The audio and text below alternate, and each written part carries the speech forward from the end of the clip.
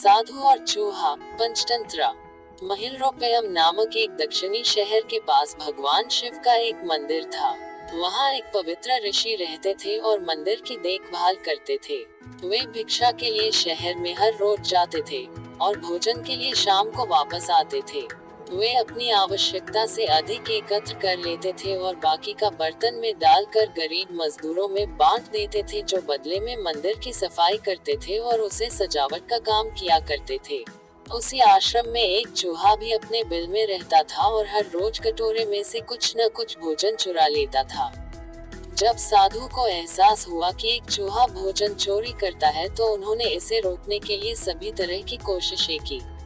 उन्होंने कटोरे को काफी ऊंचाई पर रखा ताकि चूहा वहां तक पहुंच न सके, और यहाँ तक कि एक छड़ी के साथ चूहे को मार भगाने की भी कोशिश की, लेकिन चूहा किसी भी तरह कटोरे तक पहुंचने का रास्ता ढूंढ लेता और कुछ भोजन चुरा लेता था। एक दिन एक भिक्षुक मंदिर की यात्रा करने के लिए आए थे, लेकिन साधु का ध्यान तो चूहे को डंडे से मारने में था और वे भिक्षुक से मिल भी नहीं पाए। इसे अपना अपमान समझ भिक्षुक क्रोधित होकर बोले, आपके आश्रम में फिर कभी नहीं आऊंगा, क्योंकि लगता है मुझसे बात करने के अलावा आपको अन्य काम ज्यादा महत्वपूर्ण लग रहा है। साधु विनम्रता पूर्वक चूहे से जुड़ी अपनी परेशानियों के बारे में भिक्षुक को बताते हैं कि कैसे चूहा उनके पास से भोजन किसी न किसी तरह से चुरा ही लेता है। ये चूहा किसी भी बिल्ली या बंदर को हरा सकता है, अगर बात मेरे कटोरे तक पहुंचने की हो तो। मैंने हर कोशिशें की है, लेकिन वो हर बार किसी न किसी तरीके से भोजन चुरा ही लेता है। भिक्षुक ने साधु की परेशानियों को समझा और सलाह दी, चूहे में इतनी शक्ति, आत्मविश्वास और चंचलता के पीछे अवश्य ही कुछ न कुछ कारण होगा। मुझे यकीन है कि इसने बहुत सारा भोजन जमा कर रखा होगा और यही कारण है कि चूहा अपने आप को बड़ा महसूस करता है और इसी से उसे ऊंचा कूदने की शक्ति मिलती है। चूहा जानता है कि उसके पास कुछ खोने के लिए नहीं है, इसलिए वो डरता नहीं है।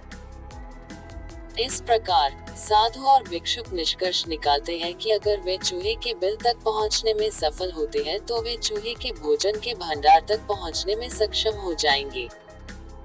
उन्होंने फैसला किया कि अगली सुबह वो चूहे का पीछा करेंगे और उसके बिल तक पहुंच जाएंगे। अगली सुबह वो चूहे का पीछा करते हैं और उसके बिल के प्रवेश द्वार तक पहुंच जाते हैं।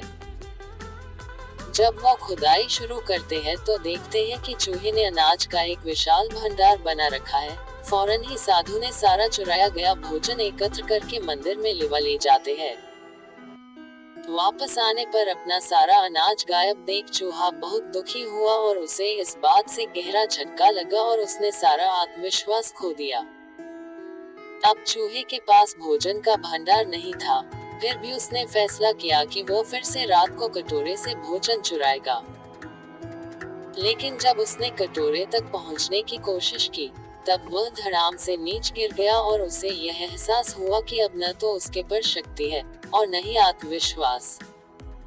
उसी समय साधु ने भी छड़ी से उस पर हमला किया। किसी तरह चूहे ने अपनी जान बचाई और भागने में कामयाब रहा और फिर वापस मंदिर कभी नहीं आया। यदि हमारे पास भी संसाधनों की कमी न हो, तो हम में भी अद्भुत शक्तियाँ और आत्मविश्वास की कमी कभी नहीं आ सकती। अगर आपको ये कहानी पसंद आई है तो वीडियो को लाइक करें। ऐसी ही और कहानियाँ सुनने के लिए हमारे इस YouTube चैनल को अभी सब्सक्राइब करें। वीडियो देखने के लिए धन्यवाद। आप हमेशा खुश रहें।